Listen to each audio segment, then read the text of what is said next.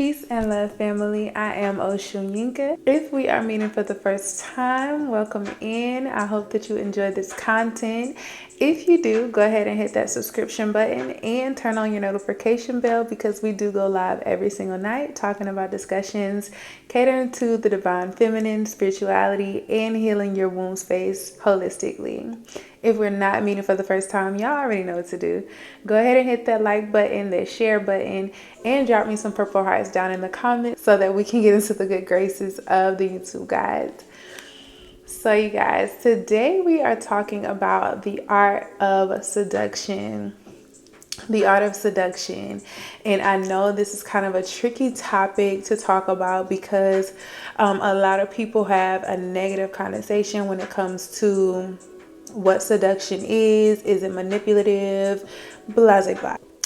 We're going to talk about how we can use seduction to have a better quality of life as a divine feminine being.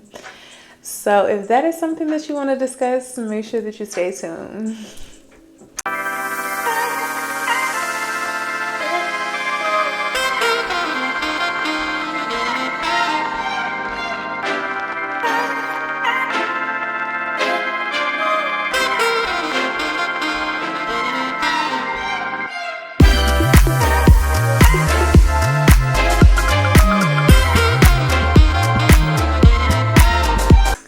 Okay, guys, so seduction is simply being able to attract or seduce or to manipulate in a situation so that it can go in your favor. So just like anything else in life, there can be good things and anything could be bad as well, but nothing is inherently good or bad. When it comes to seduction, and the reason why I feel as though it is very important when it comes to tapping into your divine feminine energy is because seduction is literally attracting. Seduction is a feminine quality. When it comes to seduction, you should be able to seduce anything. This is not just a partnership or the lover that you might be wanting. But you should romanticize every aspect of your life to attract abundance. So seduce your relationship with money, seduce your relationship with your finances, with your friends. You can use the art of seduction in just about any way in life to be able to attract what it is that you want in life. But today we are specifically talking about the art of seduction as it pertains to romantic relationships, because we did just do a training on sexual trauma and how it is causing you to have womb issues and causing you to have like hormonal dysfunction and things like that. So this kind of piggybacks off of that, and how when you master seduction, when you master being receptive, and when you master being elegant and being able to nurture things or be able to attract things without verbally saying it or without having to do something strange for a little change, when you master doing that, you'll be able to bring things into your life easily and effortlessly. So let me start with a disclaimer by saying that this is used for the intent of you guys being able to attract healthy relationships. I am not giving you this information for you to do anything malicious or to do anything against anybody else's free will. I do not subscribe to anybody doing love spells or being flat out manipulative to someone who clearly does not want you. When you master the art of seduction, you do not have to chase after people who do not want you. You will literally be able to attract people who do, and some of the ones who might have, you might have been chasing, they might start chasing you too. But that's neither here nor there. That's just a plus to you being in your divine feminine energy. So when it comes to seduction, how do you, for one, amplify your seduction? How does one become sexy? So when it comes to on the energetic level, your ability to be seductive comes from your lower chakra. So this is your sacral chakra. But right below your sacral chakra is your root chakra. So when you're struggling, or when I see women who are struggling with being sexy, with being, emotionally mature, usually it comes from a blockage in the root chakra first. So if you know anything about chakra alignments, your root chakra is first, and then it's your sacral chakra, then you go into your solar plexus, and so on and so forth. But when it comes to those bottom chakras, you have to be able to unblock one before you unblock the next. Or typically when there is a dysfunction in one, especially so close together, there typically is a dysfunction with the other. So a lot of times when I see women who are struggling or have a lot of blockages in their sacral chakra, they tend to also have a lot of struggles with their security. They are in survival mode. They don't feel safe. They aren't financially stable and things like that. So it is not easy. It's damn near impossible for you to be in a place where you want to be romantic, where you feel emotionally free. It is very hard for you to feel sexy or want to be intimate when your finances and when things aren't correct. I know for sure. I mean, I'm a Capricorn, so I'm always going to prioritize my well-being before I prioritize a relationship. But that is also common just with most people that I know. For a lot of women, it's not easy for us to be lovey-dovey or romantic with a guy who is not providing for us. That's just natural, and a lot of guys see that as well. So you'll see guys saying, you need to be more soft, you need to be more feminine, or she's not being sexy with me, or all these other excuses. But they fail to realize, like, if I have to go to work, if I have to pay bills, if I have to come home and clean up after you and my children, it's not likely that I want to be romantic with you, that I want to be intimate with you, because I'm still in survival mode. I still have to work. I still have to do a lot of other tasks that takes me out of my femininity. So when it comes to you wanting to be more seductive and more attractive, not specifically to your counterparts, but attractive to anything, money, love, all of the above, you have to get out of a place of survival. You have to get out of a place of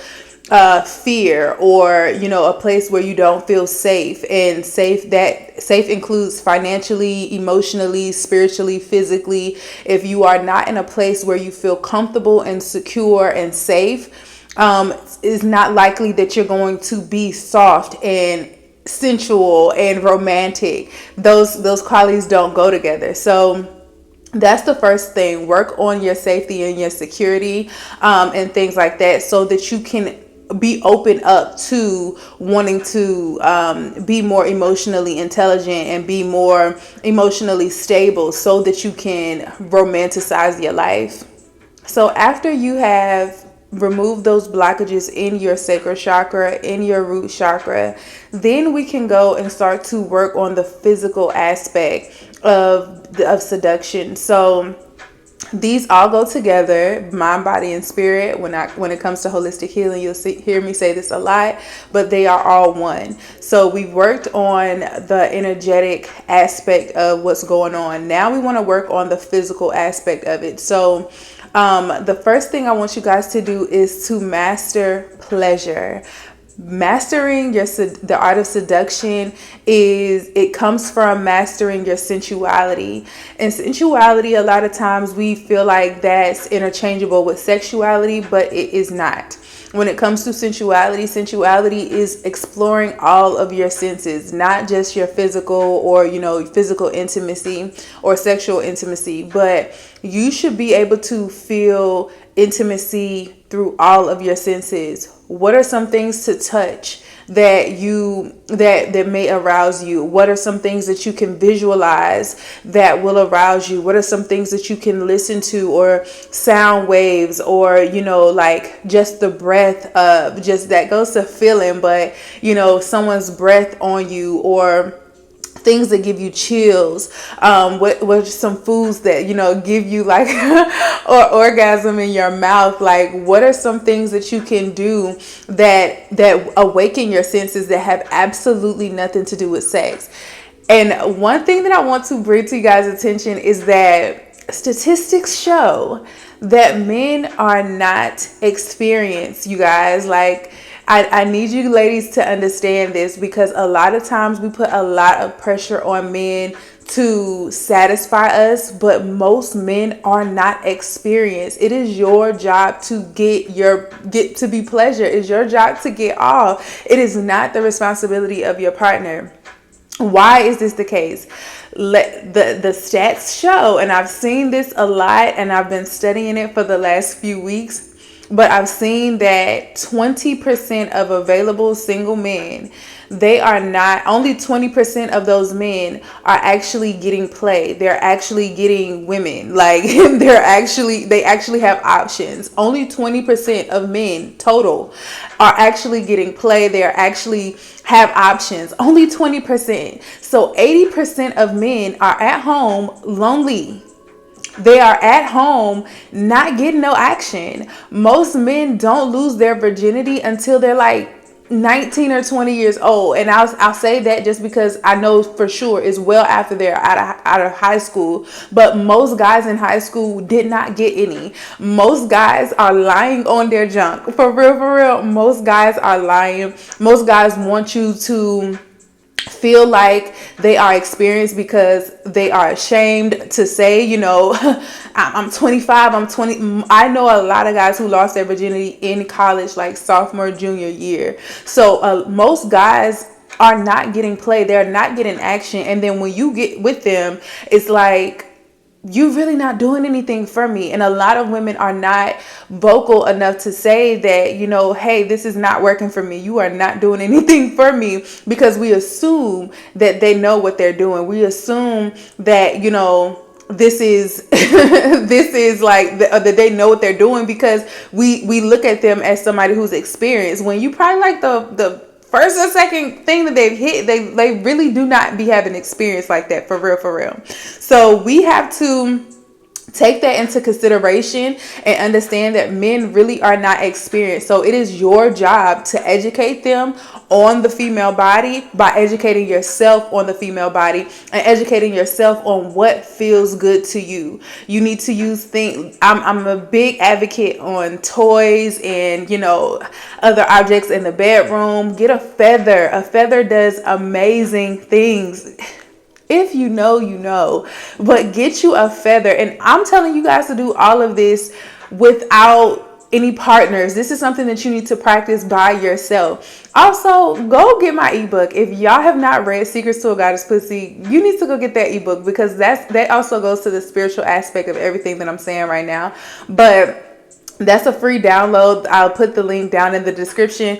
But make sure you go read my ebook, Secrets to a Goddess Pussy. It is a free ebook that teaches you how to get into this energy on a spiritual level. But yes, you need to learn how to please yourself.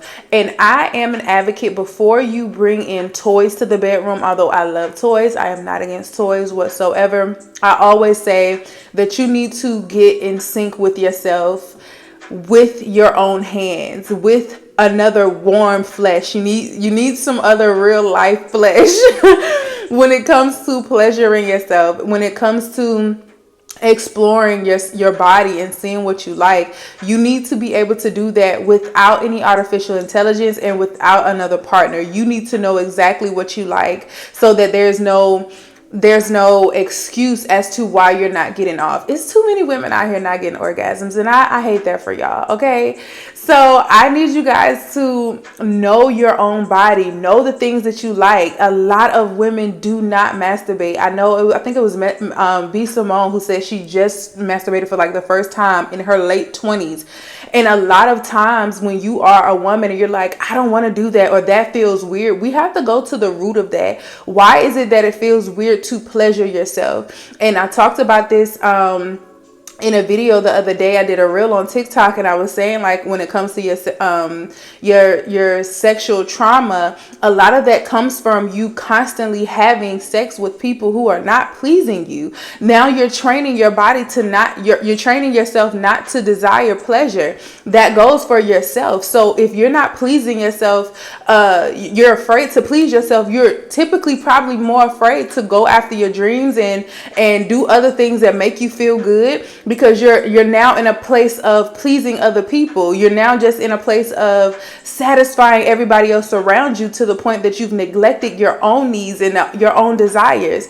It does not stop in the bedroom, but it definitely can start in the bedroom. So you want to make sure that you are getting in tune with yourself. The more you know yourself, the more, and self-awareness, I always say self-awareness is the key to success with anything. But the more that you know yourself, the more that you know what you like, the more you know what feels good to you, the more you know what places you like, what foods you like to eat, all those things that heighten your senses, you'll be able to be intimate with people without having to have sex to feel that intimacy. You'll be able to do things in nature or whatever turns you on, whatever heightens your senses. You'll be able to do those things. Some people it's through their art, some people it's through their music and things like that. Whatever that thing is to you that gets you in the mood, you'll be able to set the tone, because you'll know what gets you right. Okay, so the second thing, and this is all before, I'm giving you 3 things before intimacy and then 3 things during intimacy to heighten your seduction. So when the second thing is being mysterious. Guys already think that we're confusing, right? So when you're telling them a lot of things, or even when you don't tell them certain things, they don't like it because they find it intimidating. A lot of guys are intimidated by women generally because, again, 80% of them have no experience with women. So they're already intimidated by us. But when you are mysterious, I'm not saying to not give hints or not to, show interest. But when I say be mysterious, I'm saying not to speak so much. You shouldn't be telling your whole life story. You shouldn't be telling about all your exes abusing you and you being cheated on and all those other things. You want to show them that this is what I like. This is what feels good to me. You shouldn't have to tell them about your history. You shouldn't have to tell them what you like before intimacy. You shouldn't have to tell them any of these things, because you should be showing and doing. Like, the more that you do for yourself, you're training other people how to handle you. If you are somebody who takes a lot of care in the way that you wear your hair and the way, keeping up with yourself, you have a face routine, a skincare routine, you're well kept. That is a sense of you doing more and saying less. You look like you take care of yourself. You look like you take your time getting dressed. You didn't just throw something on. You look like, that you are in tune with yourself and that you know what you want, or that you're about your business. So that is how you can be seductive to other guys. And then when I say also being more mysterious, stop posting so much online. It's a lot of guys who think that they know you based off of your social media, especially if you are not even a content creator and you're just posting solely as a consumer. You should not have your whole life story online. And mind you guys, I'm not talking about the way that you dress or anything like that, but some will say, I'm not adding this as a definite, but if the shoe fits, apply it. This might also be with posting more seductive pictures and things like that. I'm a very much advocate for taking sexy pictures, being in lingerie, taking sexy pictures and things like that. Girl, if you want to feel sexy, do that. But send it to your homegirls. Send it to, your close friends and things like that. But some things should not be posted online, just because you want to leave the imagination to, if you're talking about being seductive, because those things, when you do decide to put it up there, that's more so being sexual. That's not being seductive. Seductive has a sense of mystery to it. Seductive is not putting it all out there. It's giving you a little teaser and wanting you to be mentally aroused to the fact that you want more. Like, is just giving, like, I'm curious. I'm curious to see what it is. That's how you seduce things, and that's how you bring people into you. So that's the number 2. Number 3 is taking control. So again, this is before intimacy, but taking control, knowing what you want and knowing like what you don't want is what I consider taking control. When you are out on a date, when you are texting somebody before the date comes, like, what do you want to do? Be able to make a decision.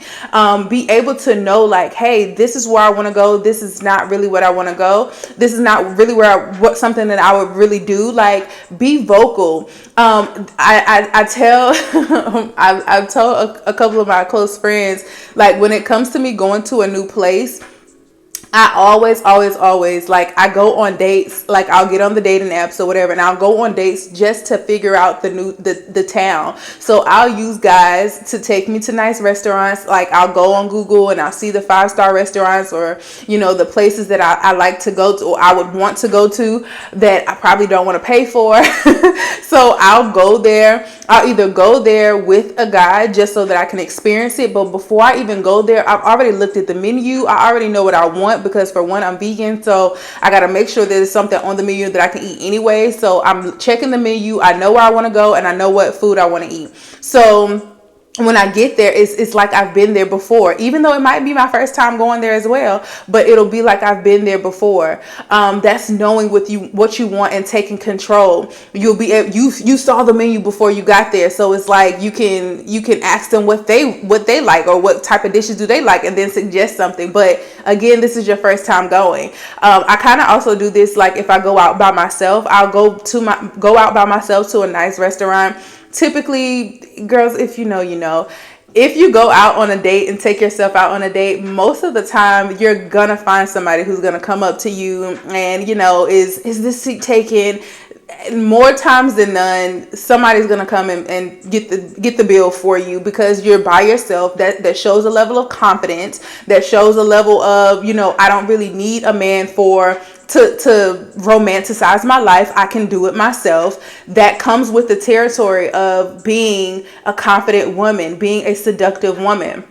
You just looking good, going to a nice romantic dinner by yourself, and enjoying a nice, whatever ambiance that the vibe is given.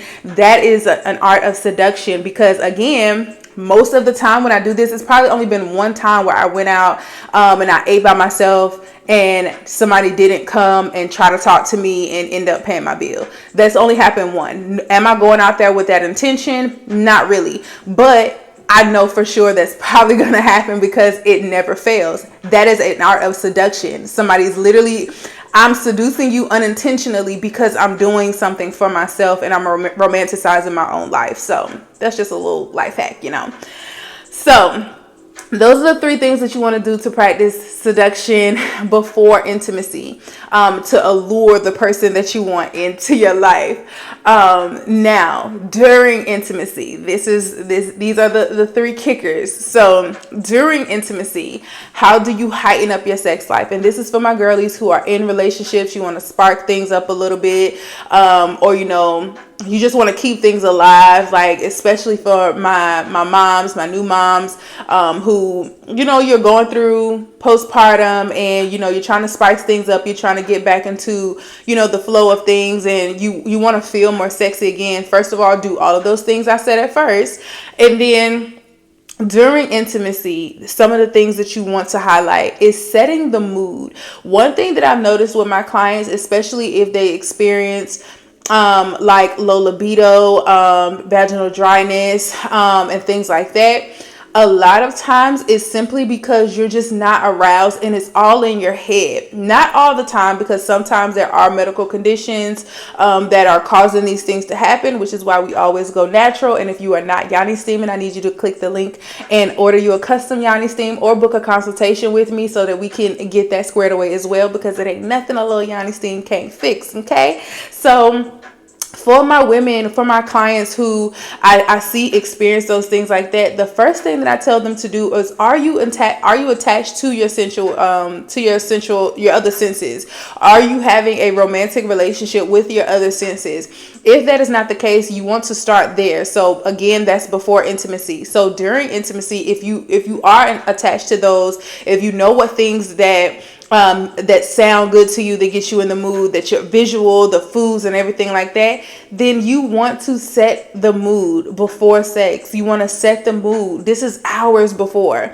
You want to set the mood. You want to make sure that, you've had a good day. You want to have the aromatherapy going. You want to have the lights to a certain, the lights being dimmed. You want to have the whole shebang. Like, if like you are somebody who loves to go to Target, make sure you go to Target before you go home. Like, you just want to make sure that you're putting yourself in a great mood to have a great experience that evening. Like, I don't care what it is. Put you on something nice, take a nice bath, yoni steam, all of that good stuff before you get into it, and set the tone, set the mood for this to be an amazing experience. It's not likely that you are going to not have a good experience when you've already prepared yourself, like you're already, thriving, as we say. Like, if you already are at this point before you even take your clothes off, like, it's not likely that you're not going to have a good experience. Whether you're going to orgasm or not is something completely different, but it's not likely that you're not going to be aroused at the least. It's not likely.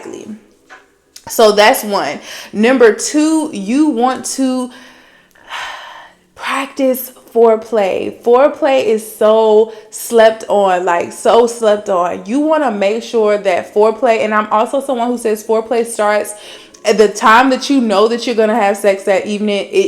That's when foreplay starts. So again, a nice well-lit dinner. If you're into eating before, I'm somebody who want to eat a little after, but I don't want to be, sluggish or anything like that, or full before I get into it. But if you want to have a nice dinner, make sure that you have your dinner an early dinner so that you don't feel like sluggish or tired, get the itis.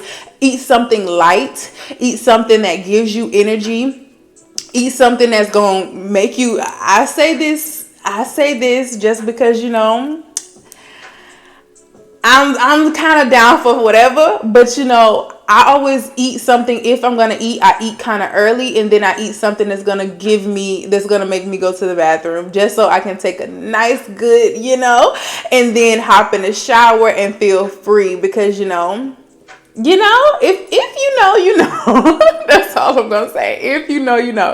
But you want to make sure that you're eating a nice dinner that's well before that time. And if you have a little snack or whatever left, or you have something left over from, if you went to a restaurant or whatever, then you can eat that afterwards. But making sure that foreplay is done. Like, it takes the average woman about 25 to 30 minutes to be ready for sex before any of setting the mood or anything like that. But just strictly foreplay. That could be toys, that could be, massages, that could be, I don't know what you guys are into, but it needs to be something like feeling, intimacy, meditation before. That's a powerful tool. Y'all better go read Secrets to a Goddess Pussy. But if you really want to see some things manifest, if you really in tune with your partner like this, then meditation before sex. That's going to take things out of this world. Affirmations during sex. Just being able to speak to each other and empower each other, like, on a whole nother level. The thing about sex magic is that a lot of people are having sex with people that they are not in tune with. They're either having it casually, or they're having it with something like boyfriend and girlfriend type of relationship, and they're not even on the same page. So it's not, they're not manifesting anything, or it's not likely for it to be magnetic, because you have one intention, they have one intention, and it's just not in alignment. But two people who are like in tune with each other. You don't even necessarily have to be married, but that's a plus if you are and y'all actually have a happy, healthy marriage. That's really how you manifest things together when it comes to sexual magic and sensual energy, and using it to create the life that you want. But again, you can do all of this by yourself. Trust me, you can do all of this by yourself. So foreplay is very important. You want to make sure that you are warming up. And y'all, feminine energy is receptive. Now, I'm not against being a pleaser, but I am not that. Like, I am not that girl. Like, I might, after I get mine done, after I get where I need to go, then I'll go into wanting to please you. But I have to I gotta put me first, Lucius. I gotta put me first. And I feel like a lot of women are not selfish enough in bed. Like, we need to be more selfish. For one, we already know what the stats are for men who's actually getting it. So what's the rush? Like, I know they're probably antsy because they ain't had none, but what's the rush when it comes to you actually getting where you need to go? You need to slow things down. You need to take control. You need to be able to tell them, hey, none of that. Let's do this. Let's do that. And take control, y'all. Like, take control, but also be demanding. Make sure that you are, and this is the last point, is being vocal. Make sure that you are telling them where to go, where not to go, especially if they ain't getting it themselves. Like, a lot of women fake orgasms. I've never faked an orgasm before. And I don't like the fact that so many women are doing that, because y'all are the problem in society. Stop letting these men think that they're doing something productive for you when you know you're getting absolutely no pleasure out of this. It's causing trauma to your womb. Make sure that you are telling them, hey, that's not it. Slide over here. And it's very important on how you deliver that message, because a lot of you guys, when you've been vocal, I know a lot of women who have gotten left on red or ghosted by guys because they're already intimidated by us. And then once they end up, you're telling them, hey, this is not really it. Like, you really didn't satisfy me. Now it's like, I'm crushed, because you're not telling them what they can do right. You're just telling them that they're not doing it right, because maybe Tyrone did it right and you didn't have to tell Tyrone. But hey, maybe Tyrone is in that top 20% where he's actually has a lot of experience, whereas this man may not have had that much experience, which the average guy does not. So you can't hold him to that standard, and it's again your responsibility to get where you need to go. So you need to be able to tell them and guide them, hey, move here, and don't wait until after the deed is done. Do it in the middle of the motion, so it's not intimidating by him, so it's not so that, for one, guys can open up communication and open up the dialogue and make it something fun, and make it something that is easy communication. Like, hey, just slide over a little bit more. Yeah, right there. Nope. Go back down. Like, be the roadmap. Be vocal. Be able to tell your partner what is it that makes you feel good and what's not feeling good. Tell him to stop if it does not feel good. It's a lot of women who struggle with being vocal. Like, you're having painful sex, you having like, I just saw a meme with a girl had ice on her stuff after she had sex, and a guy had took a picture and was like, I just walked back in the room and saw the girl like this, what does that mean? And he was saying it as in he thought it was something that was a good thing. You swelling up, you being super dry, like, that's happened maybe twice in my life, and it's not fun. And it's usually because, for one, we probably went for a long time, but it was like, if I'm not still, if you're swelling up and things like that, that's because you're not wet, and that means because you're no longer interested. Is you probably got a good 2 or 3 minutes after I got mine to make sure you get yours, because baby, you just gonna be SOL. So it's not likely that that's gonna happen, because I'm gonna cut it off when I'm done. Like, don't continue to, if he ain't getting his, that's a personal problem. You're gonna have to get it next time, love. I'm sorry. Or you can do other things that don't require you to damage your yoni. If it's your turn, then just return the favor in a different way, but don't hurt yourself, because when she's turned off, she's turned off. Like, don't allow him to continue to make friction when it's not there. So be vocal when something isn't right, when something doesn't feel good. Say it doesn't feel good, and then also don't just critique, but also educate. This doesn't feel good, but this does. And if you've practiced what I told you to do before, then you'll know what feels good to you. So that's all I have for you guys. Let me know if this video was helpful for you. Give it a thumbs up if it was, if you got any type of value from this. If you're not subscribed, make sure that you subscribe to the channel. I do appreciate it. And let me know down in the comments, y'all, if you are going to use any of these strategies, if you've done any of these, or if you have any additional tips that can help another goddess out. Definitely let me know down in the comments. But definitely give me a thumbs up. It definitely helps with the algorithm. I appreciate you guys so much.